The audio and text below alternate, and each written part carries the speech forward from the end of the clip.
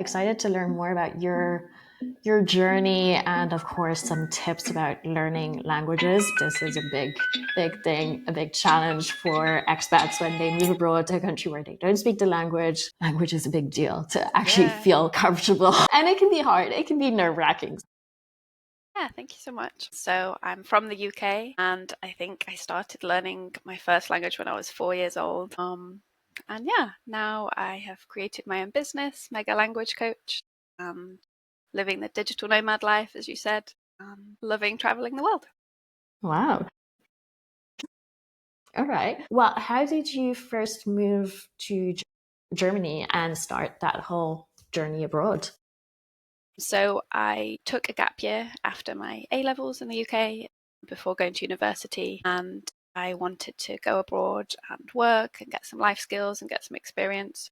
So I was an au pair for a family in Germany for 9 months, and that was how it all started. Okay, so 9 months abroad as an au pair, you're discovering life, new culture, and life abroad within a family. So I guess you have a bit more of a deeper understanding of the culture. Yeah, I was so grateful that it was like a host family and they would take me to different events. I had like carnival and things that I would never have done probably on my own. So that was a good kind of scaffolding or support network. And how did you feel and sort of, I want to say, soak up all that culture, all the discovery?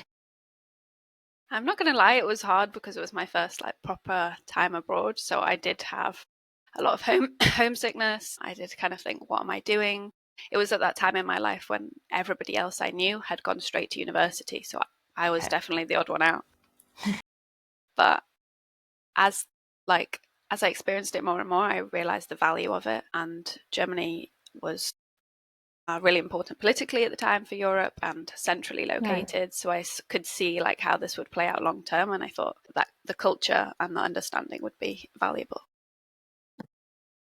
Then I went back to Germany, but this time I was teaching English. So that was kind of a role reversal. And I really enjoyed that, getting my TEFL qualification. And in France, I was in a chocolate factory and Disneyland Paris. So I had the whole spectrum of experiences.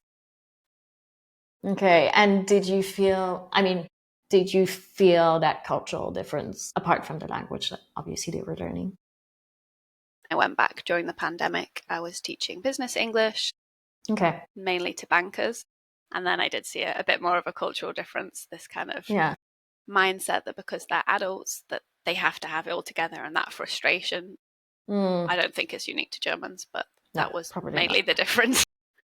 I think it's a lot more of a struggle learning a new language as an adult and seeing that suddenly you can't speak and you can't express yourself, which probably is one of the biggest challenges for expats. Each time they move and don't have that language, they often say it's as if I'm starting from scratch as a kid and I just don't know my way around or the rules. Yeah, exactly. And that can be very frustrating and it can feel humiliating because a lot of my clients or students are experts in their own field and they're very, very intelligent people, but then they can't communicate what they did at the weekend. And I can totally understand why that would feel like some kind of power has been taken away.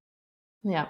And so how do you approach this with these clients in order to sort of help build that confidence? And yeah, absolutely. So a lot of the time they say, I want to be more confident. And when we dig down a little deeper, we realize it's actually nothing to do with the language. It's a mindset and it's a skill and how we develop these confidence tools.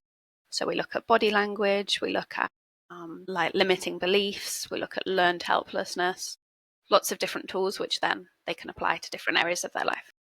What's learned helplessness? So it's when your brain kind of sees a pattern that you couldn't do something for so many times, and then it believes that you can't do it. So you have this oh, well, I wasn't able to do it for 3 times, so now I'll never be able to do it again. And then we get stuck in that. So it's like unlearning it. Whereas kids traditionally, they fall down 5 times, they'll get up 6. Yeah, they don't have that kind of hesitancy. Exactly. So I try and encourage embracing your inner child in that aspect. Interesting. Yeah. So it goes way beyond just the language, the technique, the grammar. I think there is a big difference between language lessons and a language coaching because it's not just about the language, like they are transferable skills that we can use in hopefully all other aspects of our life. You know, I've had clients say that they've succeeded in presentations in their native language because of the tools that we've learned. So that's really rewarding. Nice.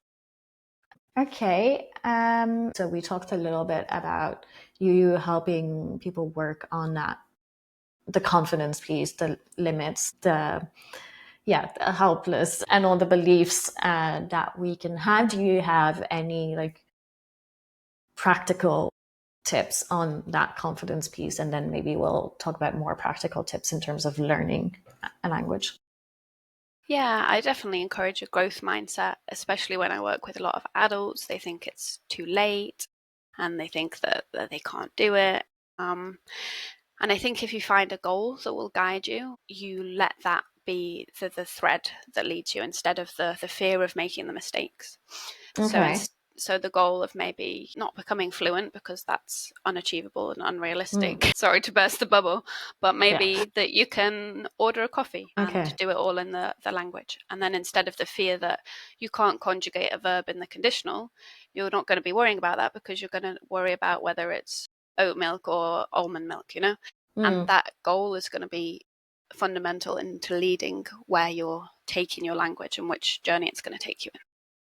Okay, so yeah, we're setting small, achievable goals where you can actually see the process and build that confidence from there. Yeah, language is made to be used, not just to be studied. It's not a theoretical thing, in my opinion. It's really practical. So if you're finding the joy in the practice rather than the dread in the study, I think you're going to enjoy it a lot more and learn a lot more. Yeah. And in terms of learning, there is that goal setting, being able to practice, but just in terms of perhaps getting, I don't know, specific logic or assimilating either maybe vocabulary or grammar, what do you see work depending on personalities or traits? Yeah, I think immersion is really key. And we talked about this when I was an au pair. And obviously, it's not always possible. But there are so many things nowadays that you can do to really surround yourself in the language. I always encourage my clients to change their phone to the language that they're learning because we have this muscle memory. Like, we know where the buttons are. We know, like, even the keyboard, you know? But we're just and the going to apps see now it. are just visual, so. Right. But you're going to see those words and then you're going to be like, oh, okay, I know this is the word for download. And you're going to learn it in a way that you're not even thinking about learning it. So that's another like immersion technique. You can watch any TV show or movie. It might not be fully at first. You can put the subtitles or you can listen to it in one language or the other.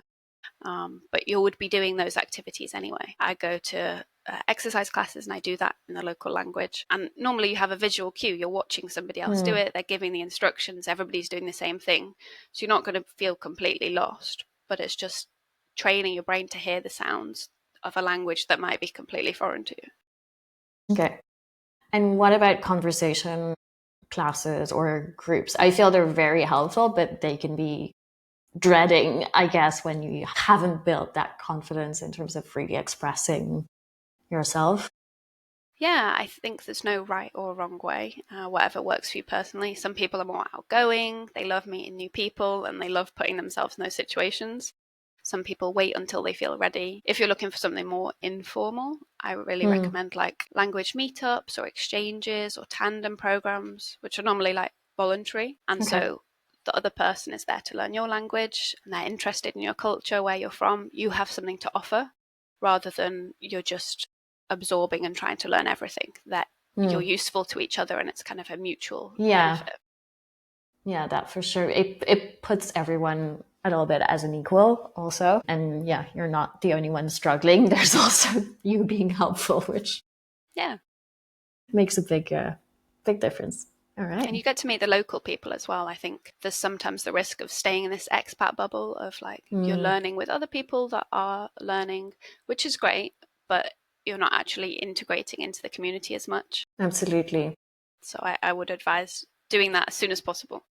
Yeah, definitely for sure. That community piece of understanding a bit more of the local uses and habits and also just getting great advice from them on how to navigate things, simple things like admin or other, is definitely going to be a life changer on your day to day. Yeah, exactly. It's such a wealth of resources that I think is completely untapped in lots of situations when you stay like in the touristy areas or you stay with maybe people that you traveled with, that the local knowledge can be invaluable. Yeah. And do you see a little bit of a difference between the business professionals and the adults that are trying to learn a language, but not necessarily for professional use? Maybe they're the trading partner and they're not trying to work in that language, but they're trying to live in that language. Is the approach different, not different, or it's just a question of vocabulary? Yeah, the context and the vocabulary is different. Obviously, you're not going to need to describe data Yeah, sets or of talk about course. the economy in the supermarket. But I think, contrary to popular belief, is that the informal and the conversational can be more challenging than the professional language. Because I think Mm, the social language is a lot faster traditionally. right. There's a lot more humor.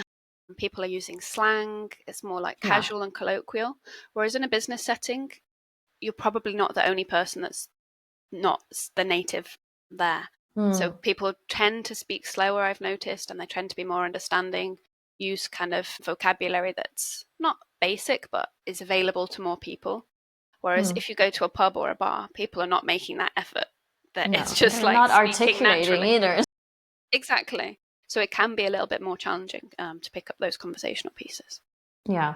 And I think that's where the community, like meeting the locals, is going to be interesting and important because I'm pretty sure there's a lot of slang that you will never get from a course, specifically that it's going to, you can speak the same language, but depending on each country, it's going to be very, very different. And sometimes even in different cities, they're going to have different expressions, have But that's so nothing to do. exciting. Like I It's love exciting, the regional things. but the regional thing is a big thing. And I see it just with my grandmother who lives in the south of France. And I had this realization where I'm used to her speaking in that way with specific expressions from her time on top of that. Right. But when one of my American friends was over and she speaks French, she gets most of it. But sometimes it was just impossible for me to explain why my grandmother was saying this because it's like her idea of it, her specific thing. Yeah, absolutely. And it can make it difficult. I think if you lean into the excitement of you go to a new Yeah, city and you learn a new word or a new accent, it can make it feel like more of an adventure. yeah, true. Takes you to a whole new country suddenly. Literally. All right. Anything else you wanted to add on that piece? I always kind of coach that we're looking for functional, not fragile language. And what I mean by that is we want language that can be used and we want it to be in a situation where if you make one small mistake, it doesn't cancel out everything that you've Mm, said correctly. It's not so yeah, fragile that the whole thing is going to come crumbling down because it's likely that the person is going to be understanding and they're going to know what you're talking about, even if you didn't get the conjugation correct, for example. So focus on getting the function and the communication aspect rather than everything perfect, which I know is easier said than done. Like as a perfectionist myself, I know that. But if you can overcome that fear, I think that's going to be really valuable. yeah. Just getting yourself understood is the main point. Doing it. So sorry to my family for that. Thank you.